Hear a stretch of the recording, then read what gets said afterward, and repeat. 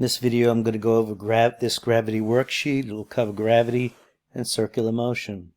First question, the gravitational force between two objects is proportional to? Well, that's a relationship question, and it's directly proportional to the product of the two masses. Product means the multiplication of the two objects.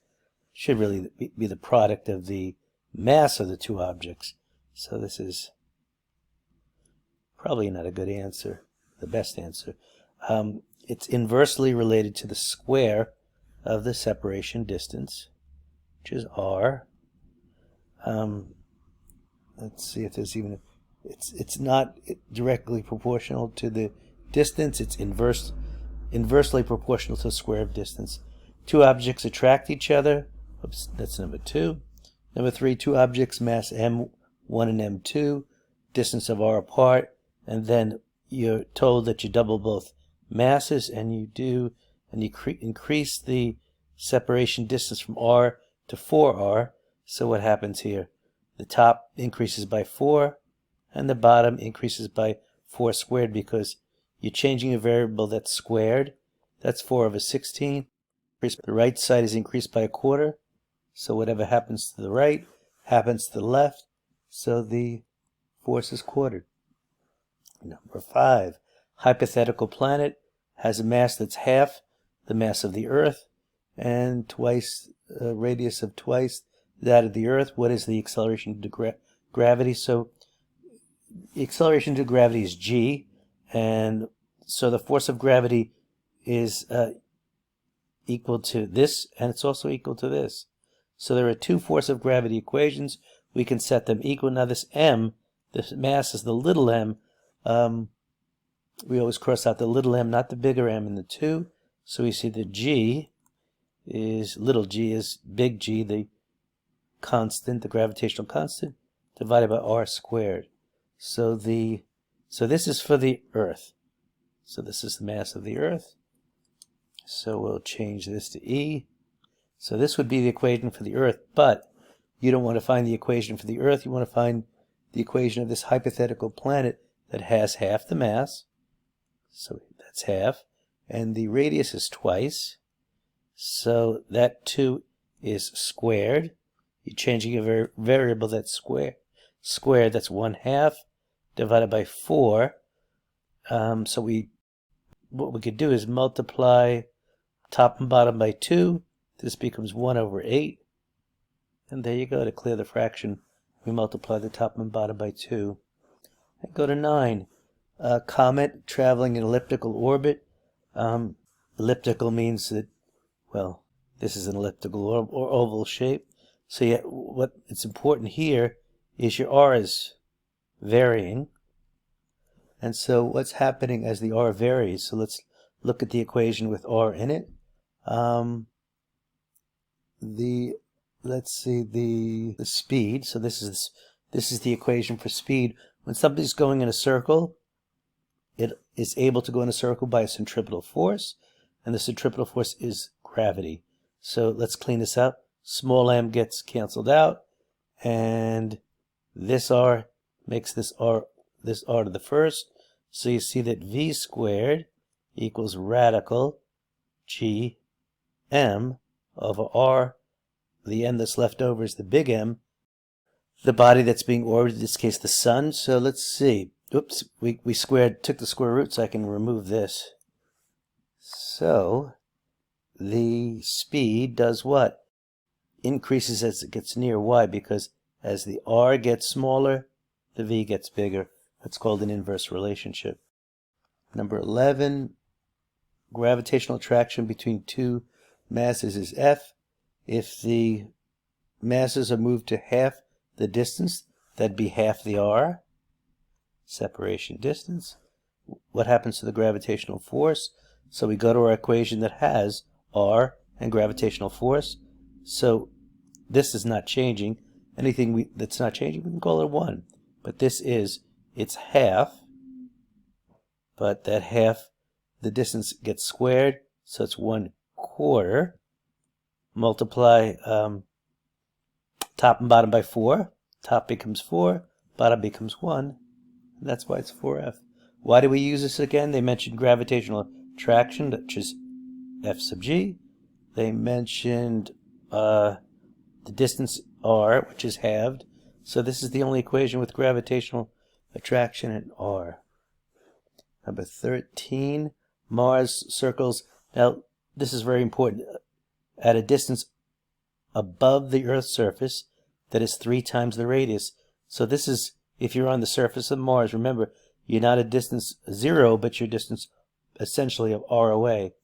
So they said 3r above the Earth's surface, not 3r from Mars, but a distance 3r above the Earth's surface. So let's look over here to the right. And so if you're 3r above the surface, now you went from r to 4r, not from r to 3r. This is now 4r. So let's look at the equation. What are we comparing? Oh, the acceleration due to gravity. And this is the force of gravity. Force of gravity can be defined as m times g, or g, m1, m2 over r squared. Why do I use this? Because they're talking about the acceleration due to gravity. The little m cancels out.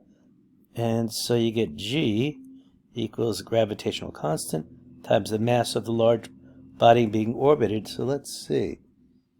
So you're going from r, to 4r. So the force of gravity at this at 4 times the radius, 4 times the distance. Separation distance is 4 squared.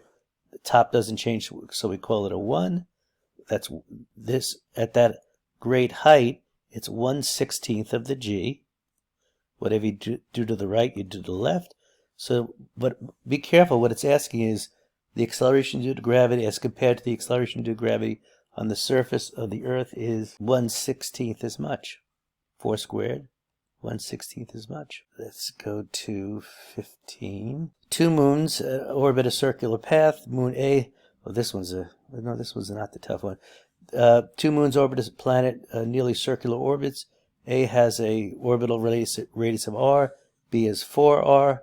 So you got A and B. And what I'm doing here is something you should do.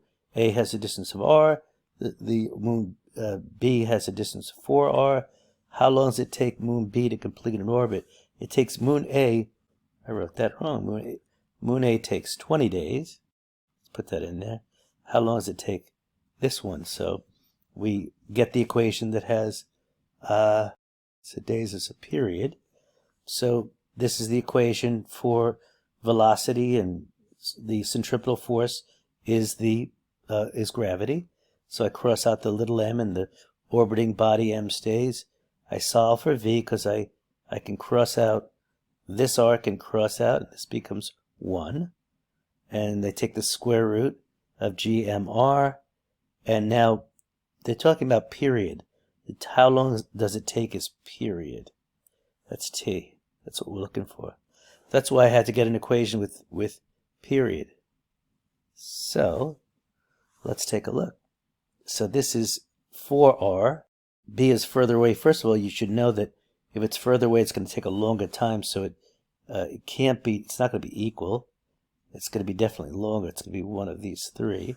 So let's take a look at this.